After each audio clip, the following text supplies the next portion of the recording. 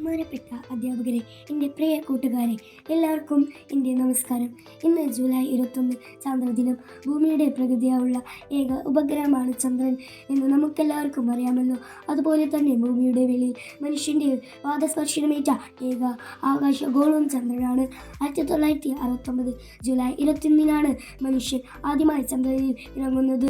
Neil Armstrong ആണ് ആദ്യമായി ചന്ദ്രനിൽ കാലുകുത്തിയത്. എഡ്വിൻ ആൽഡ്രിൻ, മൈക്കൽ കോളിൻസ് എന്നിവരായിരുന്നു സഹയാത്രികർ.